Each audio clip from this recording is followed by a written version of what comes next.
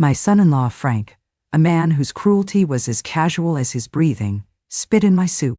He did it while my daughter, his wife, stood frozen in the same room, a terrified statue of complicity. He watched the spittle float on the surface of the broth, and then he laughed. A short, ugly, triumphant bark of a laugh. He thought it was the ultimate act of dominance, the final desecration of my dignity. He had no idea it was also his confession. He had no idea that he had just spit into the soup of a woman who had spent 30 years working for a private detective agency. A woman who knew how to turn a single ugly act into a case file for a man's complete and utter destruction. He thought he was just ruining my dinner. He was, in fact, ending his own life. Hi, everyone. I'm Grandma Margaret. My name is Margaret Price. I'm 80 years old, and for most of my life, I was the quiet woman behind the curtain. For 30 years, I worked as a legal secretary and office manager for one of the city's top private investigators, a brilliant, cynical man named Mr. Russo. I didn't kick down doors or chase down leads. I was the one who did the real work. The patient, meticulous, invisible work. I transcribed the tearful confessions of unfaithful spouses. I documented the paper trails of corporate embezzlers. I knew how to read a credit card statement like a novel. I knew how to find the single, damning thread in a mountain of mundane receipts. I knew, better than anyone, that every person, no matter how powerful or careful, has a secret, a weakness, a hidden life that, if exposed, can bring their entire world crashing down. This is the story of how I opened one last case file. The case of my son-in-law, Frank Dada. It is the story of how I used the skills I had learned in a lifetime of observing other people's sins to investigate, document, and, ultimately, prosecute the sins of my own family. This was not a revenge born of passion. It was a cold, quiet, and perfectly executed investigation that resulted in two final, devastating judgments: the loss of his marriage and the loss of his job. Before I open this final, most personal case file, I would be so grateful for your support. Please, like this video and subscribe to our channel. Your presence here, your willingness to bear witness, gives this old quiet woman the courage to finally present her findings. To understand how a man could spit in his own mother-in-law's soup, you must first understand the particular kind of bully that was my son-in-law, Frank. Frank was not a man of grand passions or complex ideologies. He was a simple creature. He was a predator who derived his life's joy from the exertion of power over those weaker than himself. He was a salesman, a very successful one, who sold high-end industrial equipment. His success was not built on charm or expertise, but on a kind of relentless, smiling aggression. He was a man who could smell weakness the way a shark smells blood in the water. My daughter, Susan, is not a weak woman. She is a gentle woman, a kind woman, a woman whose entire being is oriented towards peace, towards harmony, towards the avoidance of conflict. And to a man like Frank, her gentleness was a profound and irresistible weakness. They met when she was 35. She was a lonely heart, a kind kindergarten teacher who had almost given up on love. He swept into her life like a storm, a whirlwind of confidence, of expensive dinners, of grand, romantic gestures. He saw in her a beautiful, gentle, and deeply pliable woman who would be a perfect, decorative testament to his own success. And she, my poor, sweet Susan, saw in his aggressive confidence a form of strength, of safety. She mistook his dominance for devotion. I saw him for what he was from the very beginning. I saw the way his eyes would go cold when a waiter was too slow. I saw the flicker of contempt on his face when Susan would express a differing opinion. I saw the way he subtly, but constantly, undermined her confidence, making her dependent on his approval. I tried to warn her, in my own quiet way. "He seems very intense, Susan," I said to her once after a dinner where he had berated her for ordering the wrong kind of wine. "Oh, Mom, he's just passionate," she said, with a bright, defensive smile. "He just knows what he wants." I knew then that it was too late. She was already caught in his web. After my husband, my dear, gentle Paul, passed away, I lived on my own for a few years, but my own health began to fail. A bad hip, a touch of vertigo, the usual indignities of an aging body. And Susan, prompted by Frank, insisted I move in with them. The offer was framed as an act of profound generosity and love. "We can't have you living alone, Margaret," Frank had said, his voice a smooth, convincing performance of concern. "Susan worries about you constantly. We have the space. We want to take care of you. You'll be a part of our family." I knew it was a mistake, but I was lonely, and I was afraid, and I loved my daughter. So I said yes. I sold my small, comfortable house, and I moved into the guest room of their large, cold, and unhappy home. The abuse, at first, was a thing of quiet, daily erosions. It was a war of attrition against my dignity. Frank was the master of the small, deniable cruelty. He would forget that I couldn't eat spicy food and would order a fiery Thai takeout for dinner, watching with a small, secret smile as I picked at a bowl of plain white rice. He would hold long, loud, important-sounding business calls on his speakerphone in the living room, forcing me to retreat to my room to escape the noise. He established his dominance over the house in 1,000 subtle ways. The thermostat was always set to his preferred temperature, a frigid 68 degrees that left me constantly shivering. The television was always tuned to his sports channels, its volume always a little too loud. My own small preferences, my own comfort, were deemed irrelevant. I was a guest in his house, and he never let me forget it. Susan was a ghost in this war. She saw what was happening, but she was powerless to stop it. Years of his quiet, relentless bullying had worn her down, had eroded her own sense of self-worth. She was a peacekeeper who had achieved peace by surrendering every inch of her own territory. Her strategy for dealing with his cruelty towards me was the same one she used for herself. She pretended it wasn't happening. She would scurry around the edges of his bad moods, her face a mask of anxious, placating cheerfulness. The act that escalated the conflict from a cold war to a hot one was the soup. It was such a small, such a mundane thing, but it became the battlefield upon which my entire future in that house was decided. I had been feeling particularly unwell that week. A winter cold had settled deep into my chest, leaving me weak and with no appetite. Susan, in a rare act of defiance against her husband's culinary tyranny, had decided to make me a pot of my favorite chicken noodle soup. It was the soup of my own mother's recipe, the soup I had made for Susan whenever she was sick as a child. It was a pot of pure liquid comfort. She brought me a bowl of it for lunch. It was hot, fragrant, and delicious. It was the first thing I had truly tasted, truly enjoyed in months. I felt a wave of gratitude for my daughter so profound, it brought tears to my eyes. That evening, I was feeling a little better, and I asked for another bowl of the soup for dinner. Susan went to the kitchen to heat it up. Frank was home now. He was in a foul mood. A business deal had fallen through. He was pacing the living room like a caged panther. Susan brought the steaming bowl of soup to me in the living room, where I was sitting in my armchair. As she set it down on the small table beside me, Frank stopped his pacing. He looked at the soup, and then at me, and his face twisted into a sneer of pure, ugly contempt. "Are we still eating that peasant food?" he said, his voice a low growl. "I thought I told you I wanted to order steaks tonight."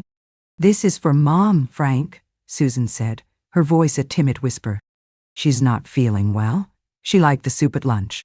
"She's always not feeling well," he spat. "She's an old woman. That's her permanent state of being.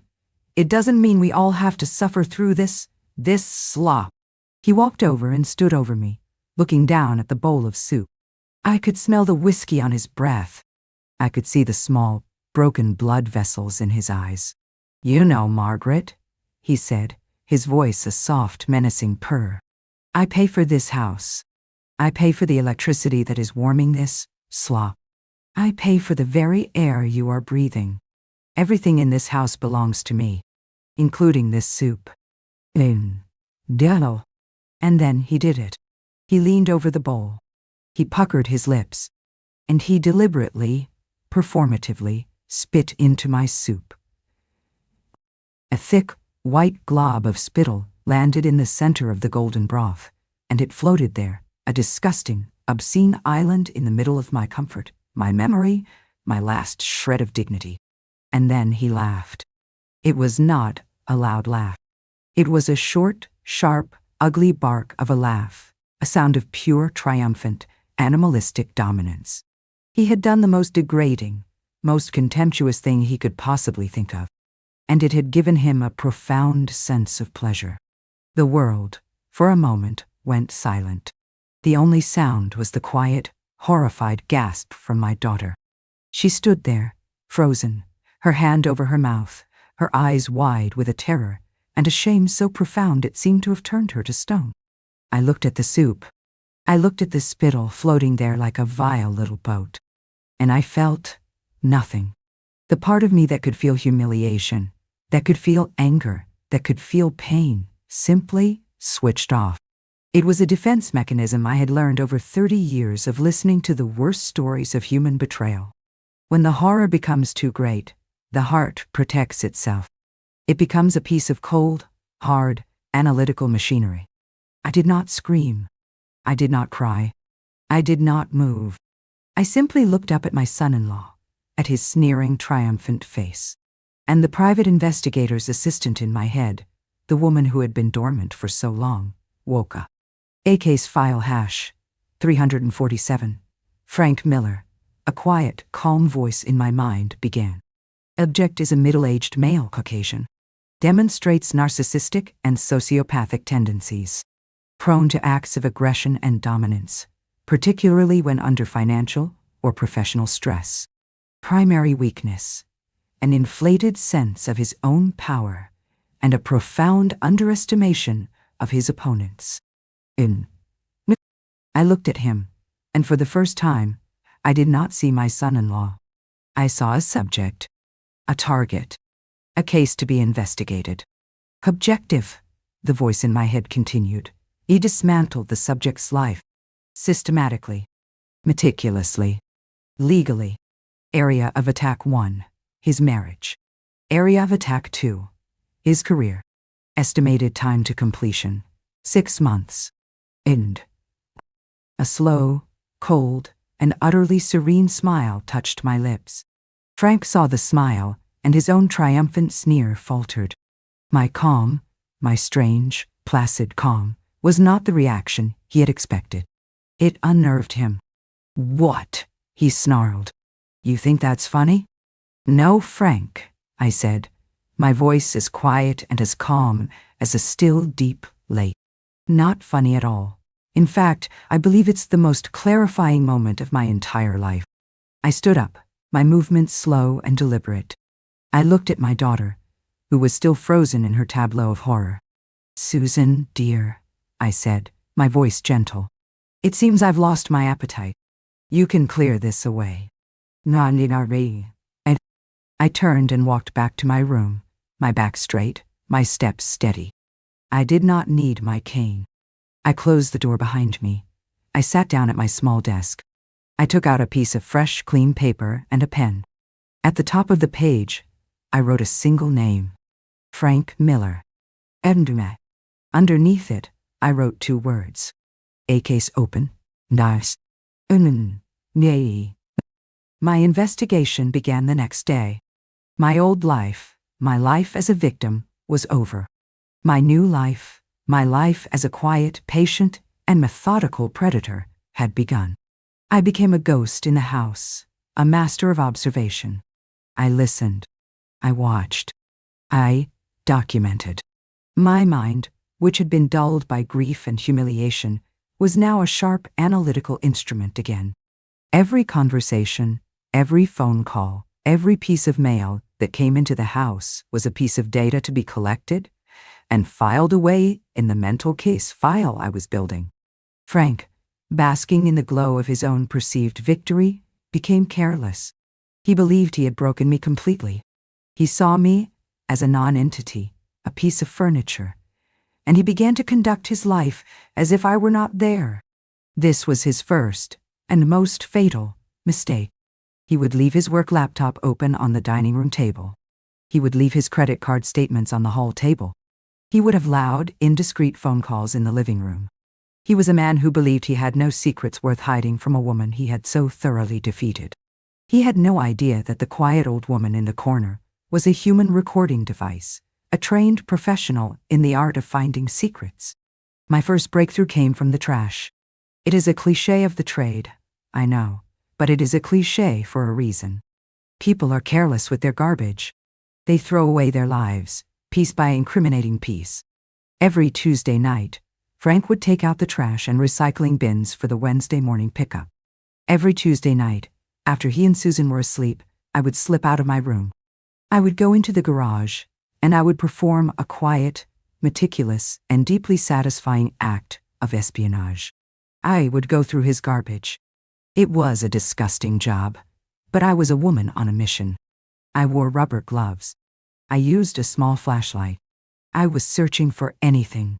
A receipt, a phone number, a discarded note. For weeks, I found nothing but the mundane detritus of their lives. Empty pizza boxes, wine bottles, glossy catalogs for things they couldn't afford. And then one night, I found it. Tucked inside a crumpled fast food bag was a receipt. A receipt from a fancy, downtown hotel bar d'Ardy. It was dated from a Thursday afternoon, a time when Frank was supposed to be at a sales conference. The receipt was for 2 glasses of very expensive champagne. It was a small thing, a meaningless thing perhaps, but it was a thread. And I knew, from my years with Mr. Russo, that if you pull on a single loose thread, the entire tapestry of a man's lies can unravel. I took the receipt. I photographed it with my tablet, and I began to build my case. My second great ally was the public library. It was my sanctuary, my research facility, and my new office. I would go there 3 times a week, telling Susan I was joining a seniors reading group.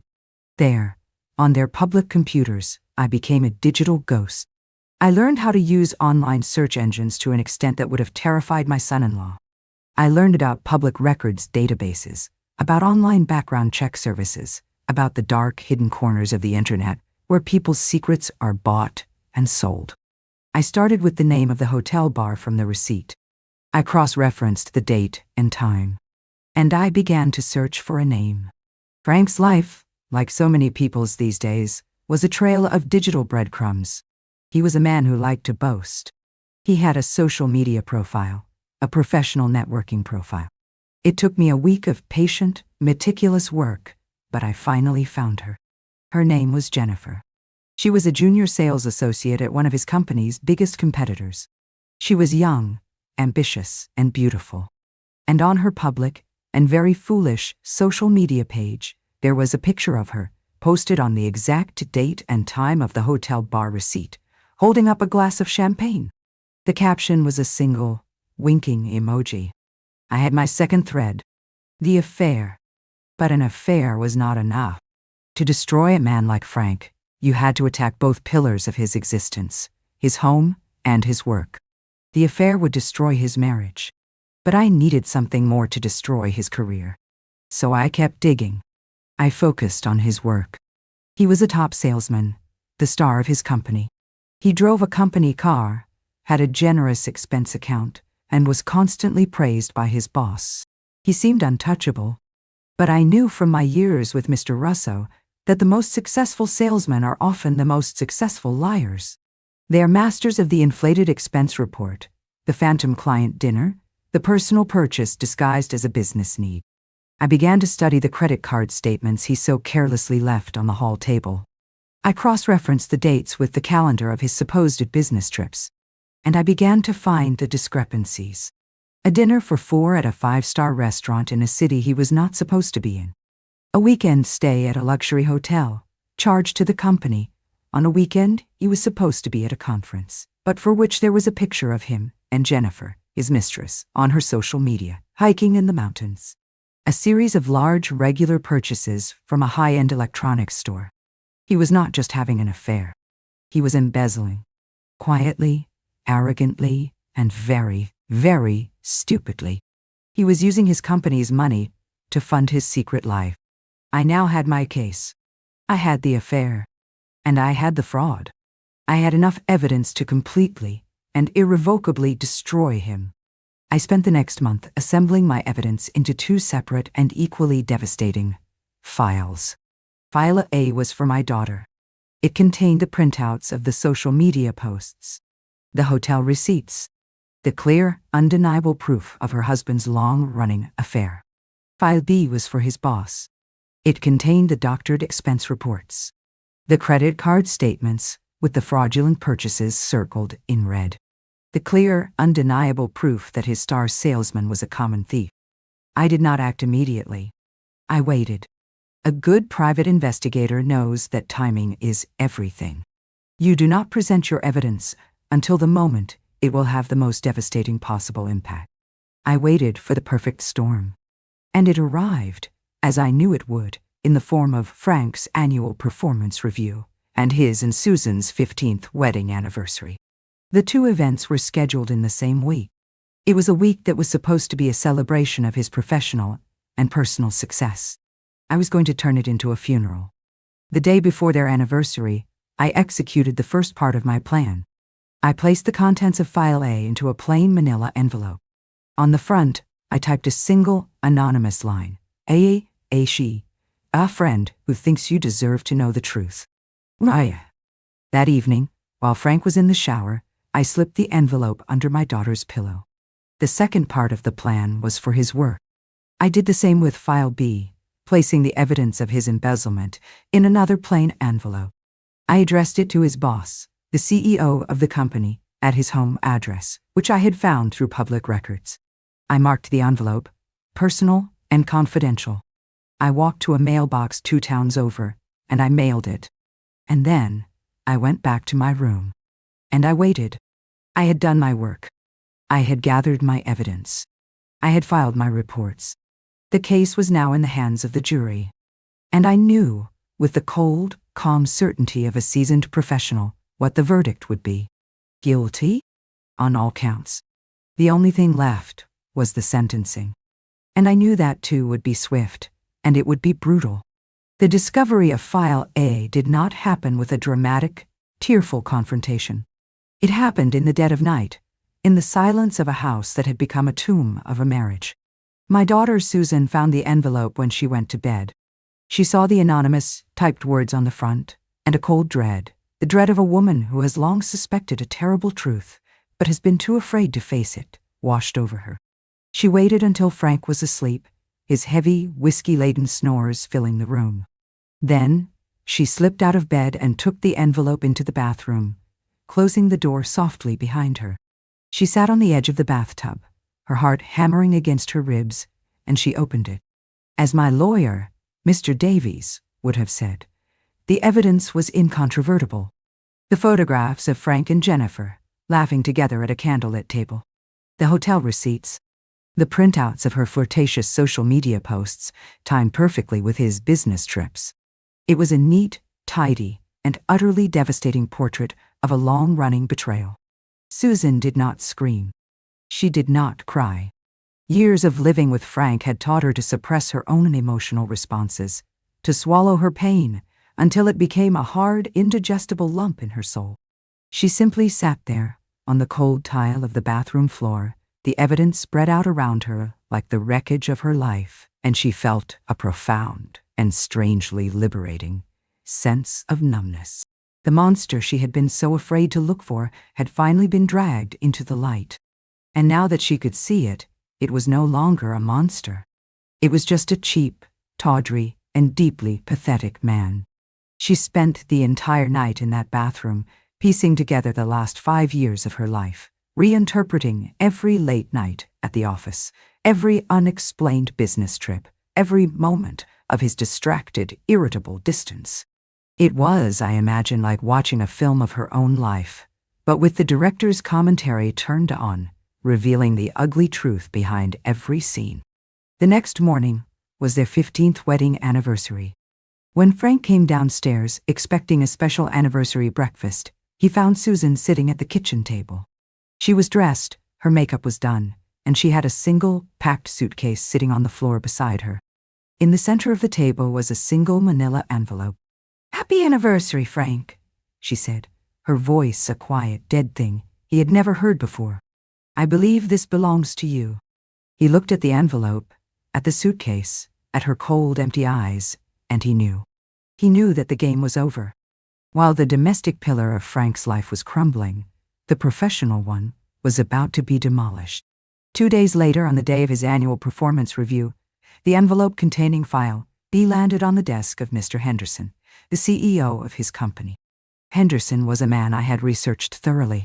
He was an old-school, no-nonsense executive, a man who valued loyalty and integrity above all else.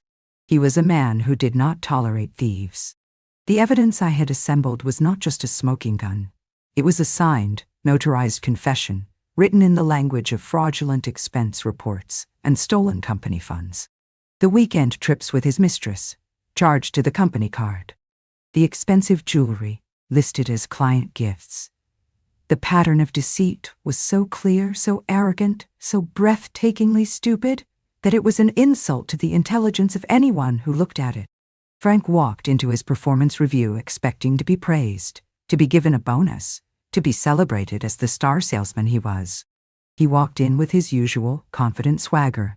He found Mr. Henderson sitting at his large, mahogany desk. In front of him was not Frank's performance review, but the contents of File B, spread out like a losing hand of cards. "Frank," Henderson said, his voice a low, dangerous growl. "We need to talk about your expense reports." The confrontation, as I had planned, was not a negotiation. It was a termination. Frank was fired on the spot for gross misconduct and embezzlement. He was escorted from the building by security, his personal effects in a cardboard box, his career, his reputation, his entire professional identity reduced to a single shameful walk of shame across the company parking lot. He had lost his job. He had lost his wife. He had lost his home. All in the space of a single week. A week that was supposed to be the pinnacle of his success. He had spit in my soup. And in return I had, with the quiet, methodical precision of a trained professional, spit on his entire life. And I had laughed. Not out loud, but in the quiet, satisfied, and deeply avenged silence of my own heart. The aftermath of Frank's spectacular downfall was a quiet, messy, and deeply satisfying affair. The divorce was swift and brutal. Susan, armed with the undeniable proof of his infidelity, had all the leverage. She took the house, she took half of his savings, and she took back her own name. She was no longer Susan Miller. She was Susan Price again. My daughter. Frank, a man who had built his entire identity on the foundations of power and success, was left with nothing. He was unemployed, unemployable, and living in a small, sad apartment on the wrong side of town. The friends he had cultivated, the people who had flocked to his lavish parties, they all disappeared, as friends of that sort always do when the money runs out. He was a king who had been dethroned, and he was left to wander in the wilderness of his own making. I never saw him again. Susan told me that he had tried to call her a few times, his voice a pathetic mixture of rage and pleading. But she did not take his calls. The door to that part of her life was closed, locked, and bolted. My own life, in the wake of this quiet, devastating storm, began to change. With Frank gone, the oppressive, toxic atmosphere in the house lifted. It was like a window being thrown open in a room that had been sealed for years. The air cleared. The light came in. Susan began to heal. It was a slow process. She was a woman who had to learn, at the age of 50, how to live without fear. She had to learn to trust her own voice, her own opinions, her own worth. She started to cook again, filling the house with the warm, comforting smells of her childhood. She started to laugh again, a real, genuine laugh that I had not heard in years. And I, the quiet, invisible woman who had been a ghost in my own daughter's home, I began to live again. I was no longer a caseworker. I was a mother, a grandmother, a woman in her own home. One evening, a few months after Frank had left, Susan and I were sitting in the kitchen. She had made a large pot of chicken noodle soup, my favorite.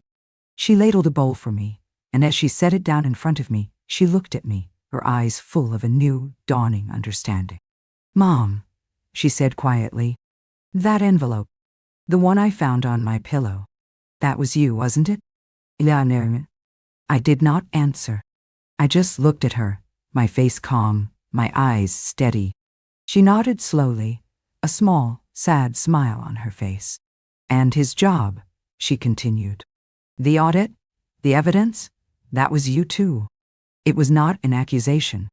It was a statement of fact, a statement of awe. She was looking at her quiet, gentle mother, and she was seeing, for the first time, the woman I truly was. A woman of quiet, formidable, and deeply underestimated strength. I took a spoonful of the soup. It was warm, and it was delicious, and it was clean. "It was a very interesting case, Susan," I said, my voice quiet. "And the evidence was, as they say, overwhelming." She just looked at me for a long moment, and then she reached across the table and she took my hand. "Thank you, Mom," she whispered. "Thank you for saving me." And in that moment, I knew that my final case, the case of Frank Miller, was well and truly, and very, very satisfactorily, closed. There is a line of dignity, of respect, of simple human decency. And when that line is crossed, when a person is treated not as a human being, but as an object of contempt, something breaks. And sometimes from that broken place, something new and hard and very, very clear is born. I am not a violent woman. I am not a vengeful woman. But I am a woman who believes in justice.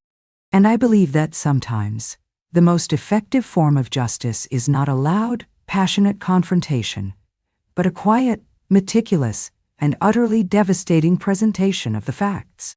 Frank thought he was powerful because he was loud, because he was aggressive, because he could make people afraid. He did not understand that true power is not the ability to shout.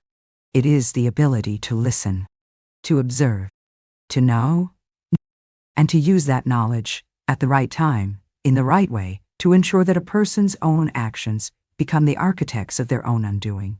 He spit in my soup, and in doing so, he gave me all the evidence I needed to prove the simple, ugly truth of who he was. And the truth, my dears, is always in the end the most powerful weapon of all. Thank you for listening to my story. Thank you for being my jury. Please, show your support for this channel by liking this video, subscribing, and clicking that notification bell. In the comments below, I invite you to share a story about a time when you found a quiet strength you never knew you had. Love you all. This is Grandma Margaret, and I'll see you in the next story.